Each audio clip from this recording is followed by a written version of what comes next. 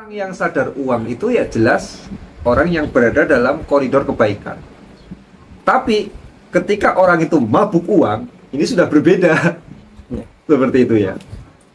Begini ya, orang yang punya kesadaran uang, ini orang yang punya energi uang yang bagus. Dia yang akan terus dihadiri oleh keberlimpahan-keberlimpahan. Bahkan ingin bangkrut saja, orang yang sadar uang itu nggak bisa, yang terjadi makin kaya. Karena ada kisahnya Abdurrahman bin Auf. Abdurrahman bin Auf itu disebut oleh Nabi bahwa ada 10 sahabat yang dijamin masuk surga. Ini. Ketika sampai pada Abdurrahman bin Auf, Nabi Muhammad itu bilang seperti ini. Nanti kamu paling akhir masuk surganya. Loh kenapa sih? Terlalu banyak harta.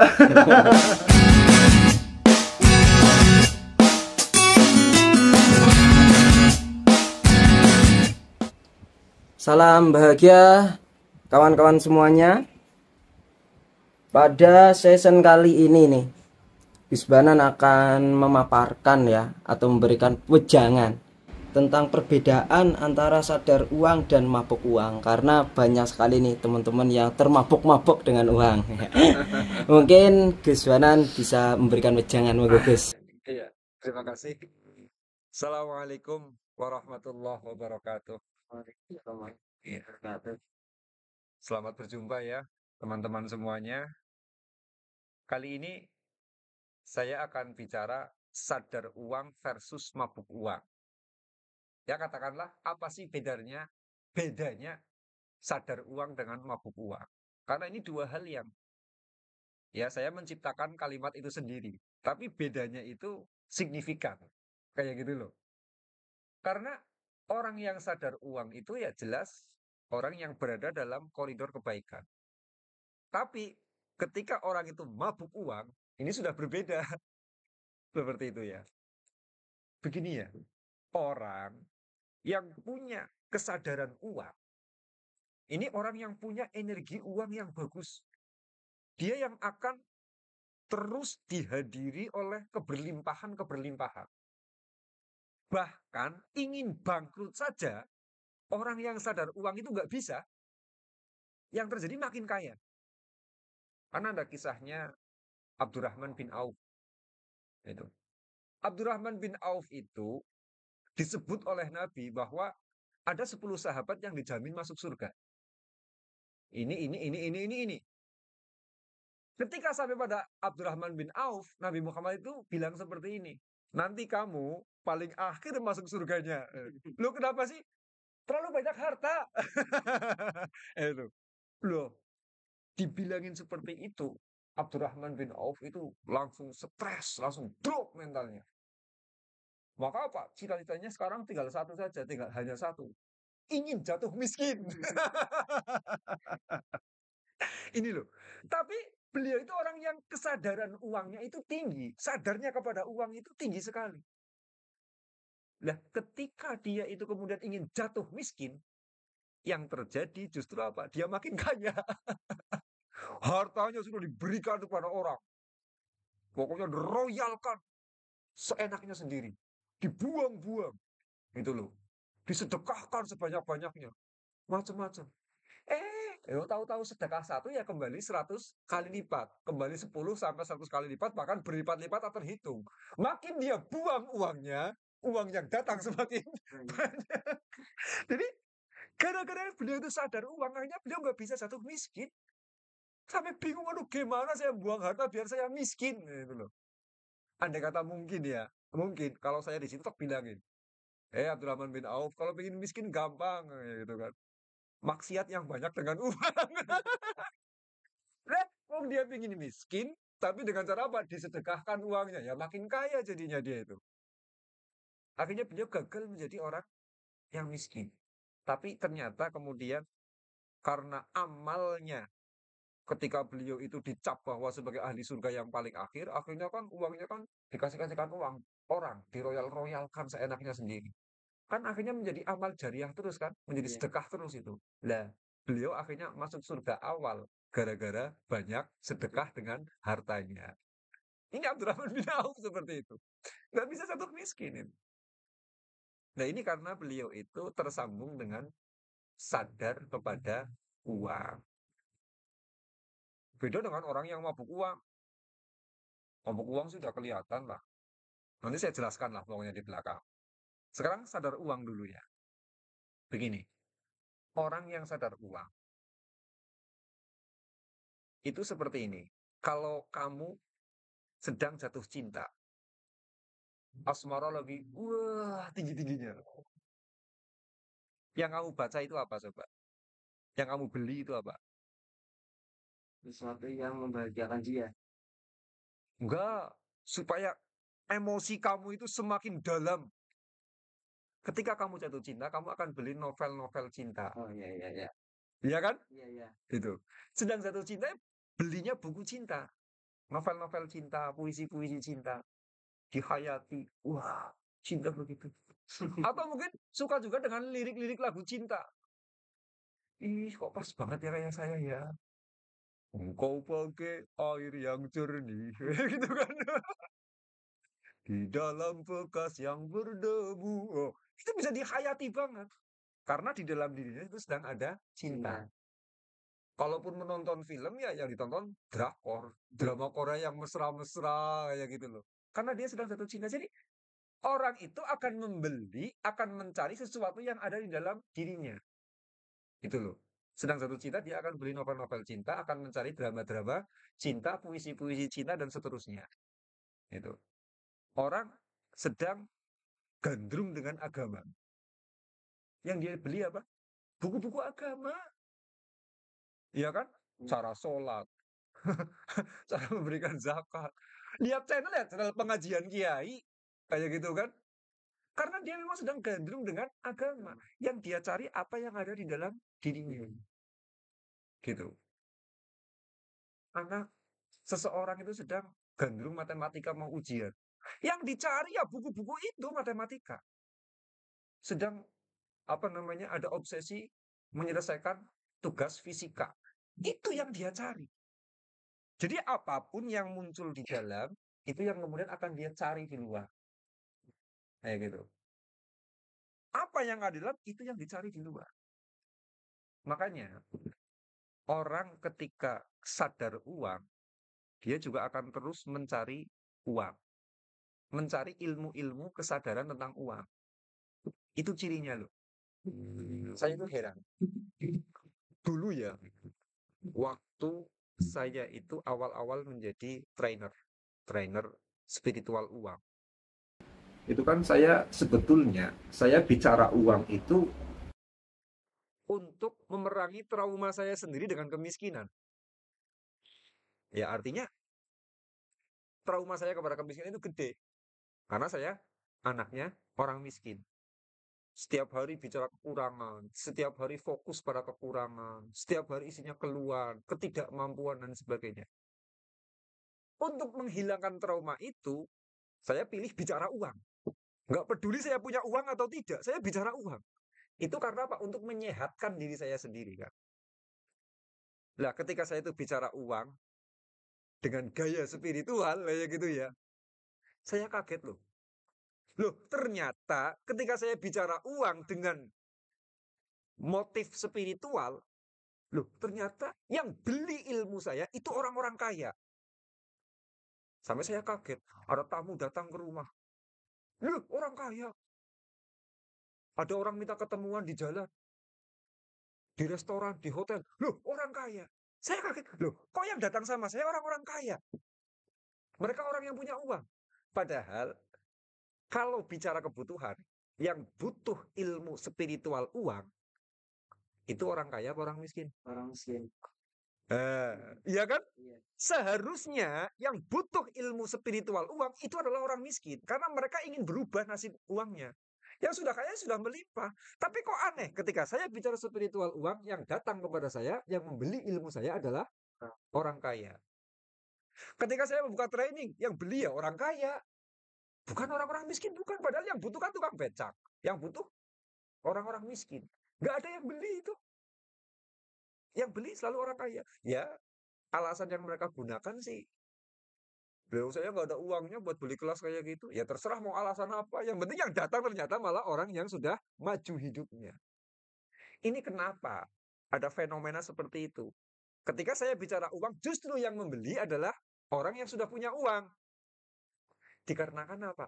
Mereka mau membeli ilmu saya karena apa? Di dalam diri mereka itu tumbuh yang namanya sadar uang. Makanya ciri orang yang dia itu punya kesadaran uang, dia itu tidak mabuk uang itu enggak. Tapi dia justru malah mabuk kepada ilmunya uang ini. Ya, dia mabuk tetapi dengan ilmu uang, bukan mabuk dengan uangnya itu bukan. Ini. Makanya orang yang didekati uang itu sudah dipastikan dia itu orang yang memang mabuknya itu mabuk ilmu, bukan mabuk uang. Nabi Sulaiman itu ya. Itu ada hadis menceritakan seperti ini. Khuyiro Sulaimanu bainal mali wal mulki wal ilmi. Nabi Sulaiman kan gudangnya uang kan, gudangnya kekayaan, gudangnya kemegahan. Itu perjalanan beliau, kenapa beliau itu menjadi orang yang kaya raya, orang yang berlimpah. Itu Nabi Sulaiman itu khuyira Sulaimanu bainal mali wal mulki wal ilmi. Dia itu disuruh oleh Allah, diperintah oleh Allah memilih antara harta, kerajaan, ataukah ilmu. Ayo kamu pilih yang mana? Pilih dapatkan harta, apakah kekuasaan, atau kemudian ilmu. Waktarul ilma. Kemudian apa? Ternyata Nabi Sulaiman, sudah saya memilih ilmu saja. Setelah beliau itu memilih ilmu, fa'u'tiyal mulka wal mala. Kemudian justru kerajaan dan harta diberikan kepada Sulaiman. Lah berarti Sulaiman yang kaya raya seperti itu orang yang mabuk ilmu, apa orang yang mabuk harta, mabuk ilmu. Ini. Jadi ciri orang yang kemudian dia itu punya kesadaran kepada uang, justru mabuknya kepada ilmu. Makanya orang yang punya kesadaran uang, itu dia itu betah banget nyari-nyari channel-channel seperti channel saya. Yang bicara uang, yang bicara spiritual, itu loh. Dia akan gemar mengikuti saya. Walaupun mungkin saya off 10 bulan, ditunggu loh. Saya ada lihat beberapa subscriber yang dulu itu ngikutin saya dari awal. Sekarang nongol lagi. Padahal saya itu di YouTube ngilang berapa bulan itu kemarin itu. Nggak pernah upload, nggak pernah bikin konten. Lagi jenuh banget rasanya itu. Dan nongol lagi. Mungkin nanti yang merasa ngikutin saya paling lama boleh komentar ya. Di kolom komen ya. Komentar, saya Gus ngikutin jenengan sudah sekian tahun. Nggak apa-apa silakan. Tahu kapan saya ngilang dari Facebook. Kayak ngilang dari YouTube ya gitu loh. Itu adalah ciri-ciri orang yang dia itu sadar uang. Yang diikuti channel-channel kayak gini terus lah. Padahal ini ilmu apa sih? Ilmu ngobrol kan? Ya, cuman saya ngobrol sama santri-santri, sama tim macam-macam kayak gitu. Tapi bagi mereka itu sangat berarti. Ini. Lah sekarang, bagi orang yang kemudian dalam keadaan tidak tersambung dengan channel-channel ilmu uang, ya Masya Allah, lihat aja males langsung scroll, scroll, scroll, lewati, lewati, lewati. Kalau enggak ya nyinyir, komentar tapi komentar nyinyir. Sama sekali nggak menghargai. Jadi ini loh, seperti Nabi Sulaiman. Beliau itu memilih yang namanya ilmu. Ternyata kemudian kekuasaan, kerajaan, dengan harta malah kemudian dikuasakan kepada Sulaiman. Maka orang yang sadar dengan uang, cirinya ini. Dia malah tidak mabuk uang. Dia mabuknya ilmu. Oh, sampai saya suruh bayar kok. Oh, mau ikut kelas saya ya? Bayar. Nurut. Padahal ya, bayar. Nurut dia itu. Saking apa? Sedang mabuk kepada ilmu. Ya ini, lah akhirnya kan uangnya nggak dihargai kan? Lah mahal ya, nggak apa-apalah bayar aja. kayak gitu. Lah, walaupun bayar aja, bayar aja. Orang kayak gitu menghargai uang nggak? Enggak. Nggak menghargai uang, yang dihargai ternyata ilmu. Ini. Ini loh, faktaro Sulaimanu al-ilma. Nabi Sulaiman ternyata memilih ilmu. Maka saya itu ada ya, alumni training saya, itu aslinya orang sini, orang Purbalingga. Dia itu ngikutin saya sejak sekitar tahun 2017-an. Itu. Atau malah mungkin 2015-an kok. 10 tahun yang lalu mungkin. Ngikutin saya itu dia itu masih pas-pasan hidupnya. Ya, penghasilan kecil lah. Mobil belum punya, masih pakai motor bebek. Tapi apa? Dia itu ngikutin saya terus. Dan mentalnya Masya Allah, mentalnya orang kaya, betul-betul. Wong tahu saya punya pesantren. Kayak gitu. Bolak-balik dia kasih bantuan ke pesantren. Ini orang kaya ya enggak. Tapi mentalnya kayak mental orang kaya. Ikut kelas saya membayar, ya membayar. Walaupun sebenarnya pas-pasan. Istrinya juga seperti itu. Setahun masih miskin. Padahal ngikutin kelas saya kan. Padahal janji-janji kelas saya kan nyebelin kan. Ayo berlimpah. Judulnya, ayo berlimpah dengan Gus Banan. Pret itu kan. Itu. Dia ngikutin kelas saya. Toh hidupnya masih miskin. Setahun masih miskin. 2 tahun masih miskin. Tetap dia nggak kapok ngikutin saya. 3 tahun, 4 tahun masih utuh. 5 tahun kemudian dia tuh menetap di Ternate. Kemudian jualan CCTV. Nah, ketika dia jualan CCTV, ini rezekinya mulai membludak. Sekarang dia kaya raya. Ini loh, kaya raya. Jadi sejak miskin pun orang yang sadar dengan uang, dia itu sudah menggemari ilmu dan menggemari yang namanya karakter-karakter kebaikan uang. Ini aktif ngikutin saya, kayak gitu ya. Bolak-balik ngikutin saya. Ternyata setelah dalam waktu yang lama, karena memang mentalnya sudah tersambung dengan channel uang kayak gitu ya, sudah tersambung. Dia itu kemudian mulai menjadi orang yang kaya, hadir dalam realita kekayaan tersebut. Kayak gitu. Sekarang per bulan menghasilkan ratusan juta, enteng dia itu. Nah ini loh, makanya orang kok sudah gemar dengan ilmu uang sejak dia masih miskin. Sudah membangun mental kaya sejak dia masih miskin. Menggemari ilmu uang sejak dia masih miskin. Ini, sabar. Nanti 2, 3, 4 tahun, 5 tahun dia menjadi kaya raya. Dan maaf, itu saya baru menceritakan satu orang. Banyak yang lainnya. Yang dulu ngikutin saya itu sejak tahun 2015-an. Itu sudah ngintil sama saya. Sekarang jadi orang kaya loh. Banyak itu. Bukan cuma orang itu. Ini loh orang yang sadar. Wah, lah begini. Jadi dia itu orang yang sadar uang itu dia lupa dengan yang namanya uang. Yang dihargai malah kemudian ilmu. Itu cirinya seperti itu.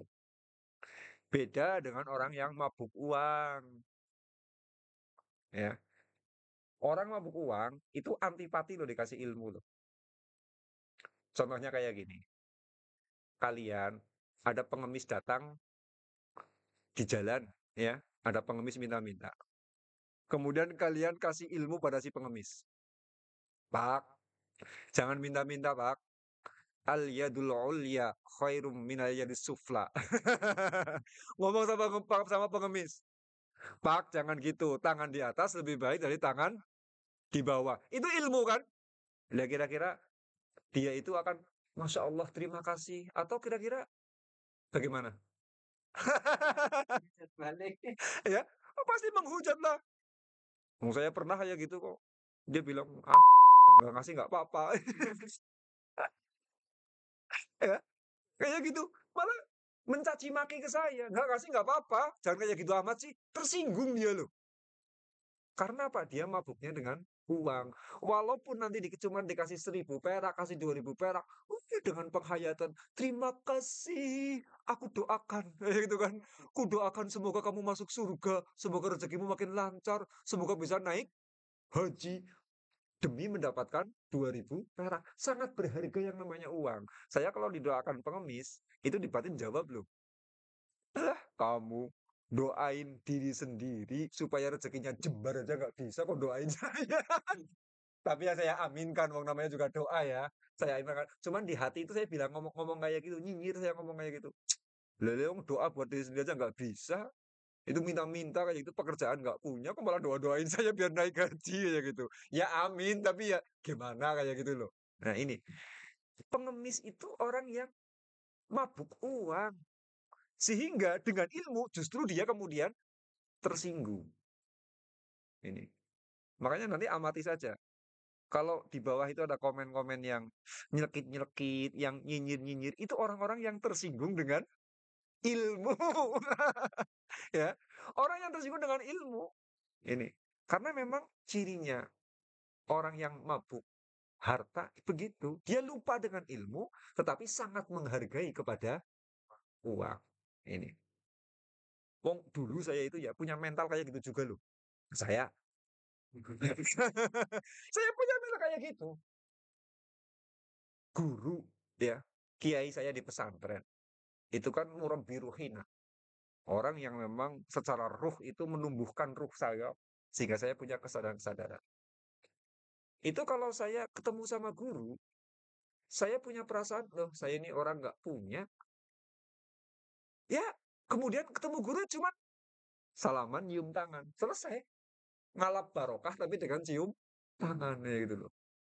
Padahal ya kalau saya itu ngasih 50.000 aja ya mampu. Tapi nggak saya kasihkan. Karena apa? Guru sebagai ahli ilmu tidak berharga di mata saya. Yang berharga adalah uang 50.000-nya. Ah, nanti terlalu sayang uang 50.000-nya kalau saya kasihkan untuk menghormati guru. Ah, sayang. Saya pun pernah pada masa-masa dimensi kesadaran seperti itu. Dan fakta nyata pada waktu itu saya tetap miskin. Rezeki saya sempit walaupun kerja dari pagi sampai sore. Itu loh. Kemudian mental saya rubah. Wah Allah, itu kan guru ya. Yang sudah ngasih ilmu sama saya, kok saya nggak berani menghargai? Iya, kalau menghargai dengan penghormatan saya sudah melakukan. Tapi saya akan mencoba menghormati dengan uang. Kenapa dengan uang? Karena bagi saya mengeluarkan uang adalah sesuatu yang berat. Harus saya keluarkan. Betul. Sejak saat itu ketika saya bertemu dengan guru, wah, ngamplop. Ya, ngamplop, ngamplop, ngamplop. Yang terjadi signifikan perubahan hidup saya terjadi. Itu loh. Secara pelan bertahap saya terus meningkat finansialnya. Kemudian apa guru saya sudah mulai, wah ini anak kaya, ini santri kaya. Ini. Jadi orang ketika mabuknya itu adalah mabuk uang, mabuk harta, dia sangat meremehkan kepada ilmu. Dan yang dihargai adalah harta. Itu loh. Ya. Terus apa? Yang namanya orang yang kemudian mabuk uang, itu dia kalau ditolong dengan ilmu, diberi ilmu, betul-betul kok. Dia itu tersinggung. Kemudian keluar komentar-komentar yang nyinyir, komentar membantah, komentar merendahkan. Ini kemarin itu saya ya pasang iklan.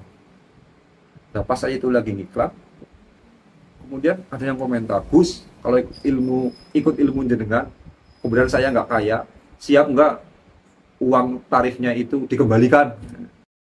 Saya jawab, kalau kamu itu ingin cepat kaya, gampang, jangan beli kelas saya. Beli tuyul saja. Karena saya tahu dia itu orang yang sedang mabuk harta. Sementara saya bicara ilmu kok.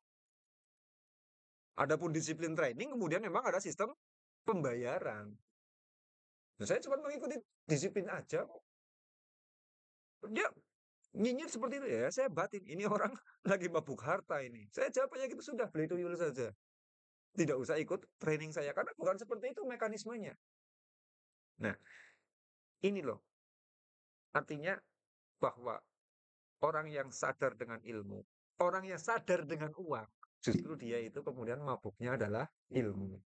Orang yang kemudian mabuk uang, dia sadarnya itu dengan uang.